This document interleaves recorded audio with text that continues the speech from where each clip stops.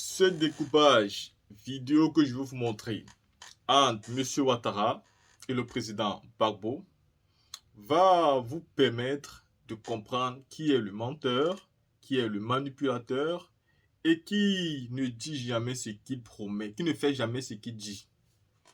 Ici, après les élections de 2010, vous allez voir chacun dans son cas, ceux qui ont eu les interviews. Le président Laurent Gbagbo a eu des questions où pour lui, il était important de faire un recomptage de voix. Et c'était la meilleure solution pour éviter n'importe quelle crise. Aucune crise, aucun mort. Il suffisait juste de faire le recomptage de voix. Et vous allez avoir les réponses d'Alassane Ouattara par rapport à ce sujet. Il était radical, zéro recomptage de voix. Je répète, zéro recomptage de voix. Mais si vous dites zéro recomptage de voix, alors vous donnez quelle possibilité à l'avenir? Vous donnez la première possibilité qui est la guerre, qui est le massacre. La team, avant de continuer, je vous laisse d'abord écouter ces découpages de vidéos pour comprendre les deux personnalités. 2025 arrive, remontons les faits, parce que eux vont certainement utiliser ces petites routes et ponts qu'ils ont fait pour avoir les électeurs. Mais nous allons remonter toujours l'histoire pour aussi dire aux électeurs que n'oubliez pas ce qui s'est passé. Regardez. Vous serez d'accord pour qu'on recompte les voix? Est-ce que vous êtes d'accord pour un recompte? Oh non, il n'en est pas question. D'accord.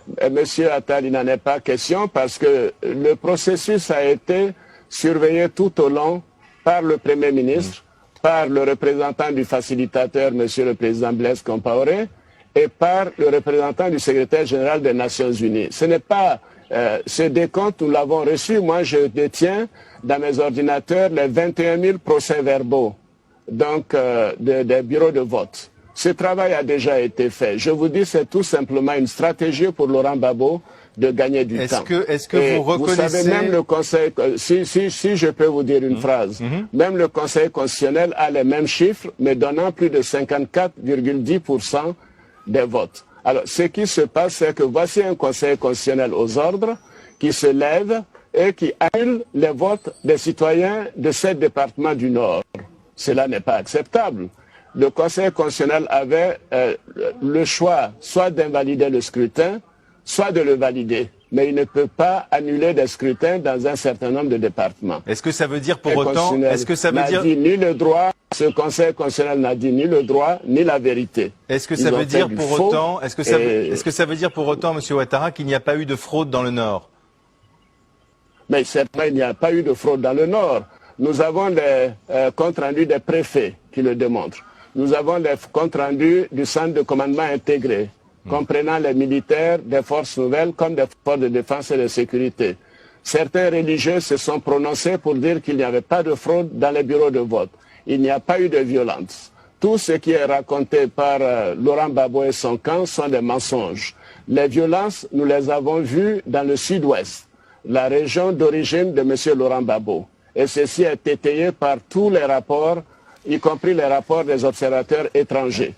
Alors donc il faut que Laurent Gbagbo arrête, qu'ils arrêtent les mensonges, les Ivoiriens ont voté massivement, et ils ont voté largement pour Alassane Ouattara. Pour résumer... Ce qu'il faut bien comprendre, c'est un résultat illégitime proclamé hors délai par quelqu'un qui n'avait plus le droit de le proclamer. C'est là-dessus que tout l'Occident se braque, alors que quand le Conseil constitutionnel finit de délibérer,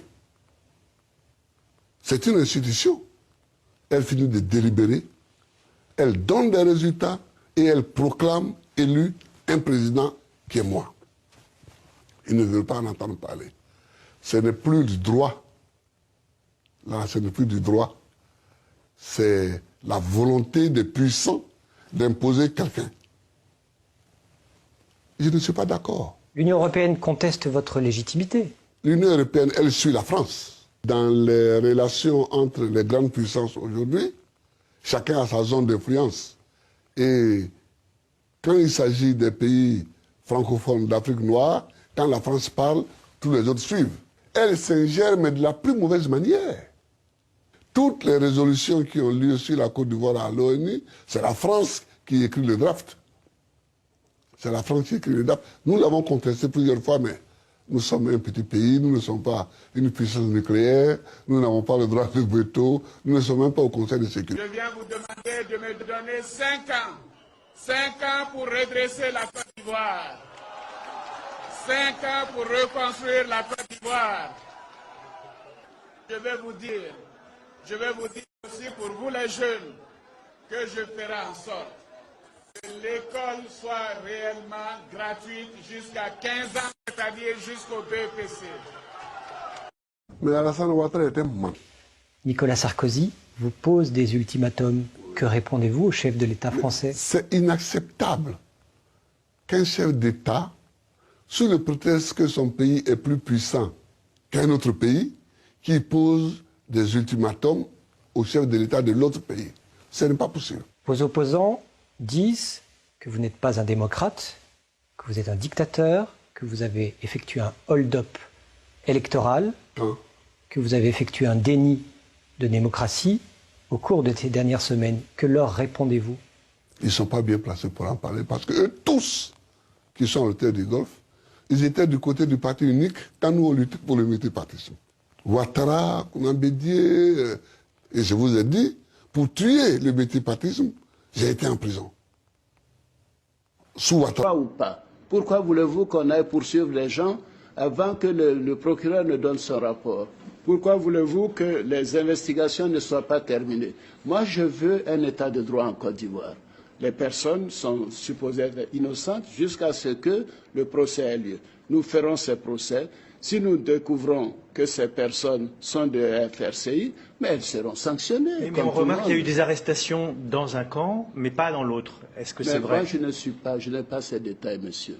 Ce qui m'intéresse, c'est de protéger les Ivoiriens, tous les Ivoiriens, sans distinction de région, de race ou de religion. Dans le même temps, je m'occuperai des conditions de vie des 4 millions de personnes qui vivent dans les quartiers comme Boribana, Gobelé, Accro Miabla, Koumassi Campement, Sagwe, PK18, etc. Chers frères et sœurs, dans le même chapitre, je consacrerai dans les 5 années de mon mandat 100 milliards de francs CFA pour que dans ces quartiers précaires, ils aient le minimum pour vivre décemment. Nous irons plus loin. Nous allons délivrer des titres fonciers pour que ces personnes ne se sentent plus menacées de déguerpissement et pour qu'ils puissent investir sans risque. Évidemment. Par exemple, a dit que si vous êtes gagnant au premier tour, ce sera dû à la fraude. Mais Alassane Ouattara est un menteur. Et je le répète pour vos auditeurs et pour vos téléspectateurs, il ne faut pas que les gens fassent attention à son esbrouf. C'est parce qu'il est menteur qu'il n'a jamais réussi à arriver au pouvoir depuis 1993. Le mot est fort, menteur. Le mot n'est pas fort. C'est ce qu'il est. C'est la description. Pourquoi vous n'avez jamais condamné alors ces attitudes? Mais je les ai condamnés. Et je condamne la rébellion, je condamne les coups d'État, je condamne la violence. Et j'ai été le premier à le faire dès les premiers jours du coup d'État manqué du 19 septembre 2002. Et je trouve que quitter une institution aussi prestigieuse, ayant été gouverneur de la Banque centrale des États de l'Afrique de l'Ouest, on ne peut pas être un inspirateur de coup d'État. Ma vision de la politique, c'est de faire de l'alternance par les urnes, par la démocratie, parce que la violence ne résout jamais les problèmes de manière directe. Quelle est la nature de vos rapports avec le président Laurent Gbagbo? Vous rendez-vous visite. Mes rapports avec le président Gbagbo sont des rapports fraternels, des rapports amicaux. Franchement, sans langue de bois. Sans langue de bois, vous savez, bon, d'accord, je pense que les uns et les autres savent que je ne fais jamais de langue de bois. Mais Alassane Ouattara est un menteur. Nous nous voyons d'abord à l'occasion des réunions du cadre permanent de concertation, c'est 2-3 fois par an. Chaque fois que c'est nécessaire, donc je vais le voir et c'est télévisé. Je l'ai au téléphone assez souvent, récemment à l'occasion de l'affaire Anaki. Nous avons des rapports, je ne dirais pas courtois, au-delà de la courtoisie, fraternels et amicaux. Mais Alassane Ouattara était menteur. Souvenez-vous qu'il a été tout de même, son parti et le mien ont été alliés en son temps et nous avons mené certaines batailles ensemble. Après, il y a eu des divergences, mais ceci n'empêche pas que nous ayons de bonnes relations amicales. La politique, c'est une chose, la fraternité, c'est autre chose. Sur les réseaux sociaux, un enregistrement d'une prétendue conversation entre l'ex-premier ministre du Mali, Boubou Cissé, et une personne. Certains ont reconnu votre voix. On entend des critiques sur la junte malienne. Alors une question toute simple. Oui. Est-ce que cette conversation est authentique? Est-ce que c'est vous avec vous? Peut-être il faudrait me la faire écouter, comme ça je pourrais vous le dire. Elle a beaucoup circulé. Et on vous savez, moi je ne suis pas un adepte des réseaux sociaux. Hein. C'était quand ça? Il y a environ une semaine. Bon, mais envoyez-le-moi, je pourrais vous répondre. Parce que... Moi je parle à tout le monde. À Boubou Cissé, à Boubé Maïga, à Simi Goïta, tout le monde. Parce que je trouve que c'est comme ça que nous allons arriver à les rapprocher et à sortir de cette situation.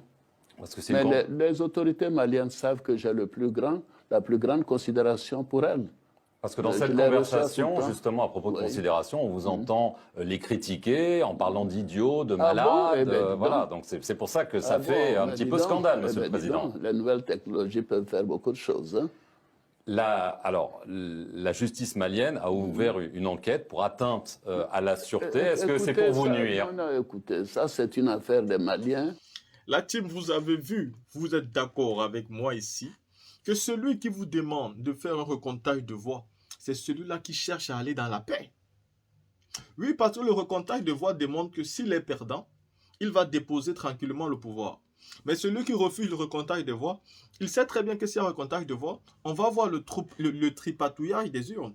On va voir les chiffres gonflés dans les urnes. On va voir les morts qui ont voté. On va voir les morts qui ont été ressuscités.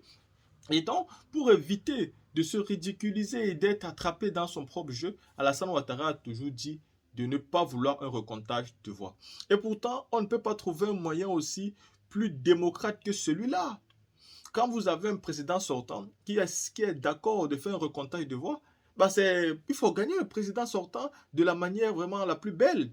Mais non, Alassane Ouattara savait déjà qu'il avait à ses côtés les puissances occidentales, qu'il avait à ses côtés les forces du mal, qui avaient tout mis en œuvre. Oui, tout était mis en œuvre, les armes, les chars, toute l'armée française était déjà positionnée dans les points forts d'Abidjan.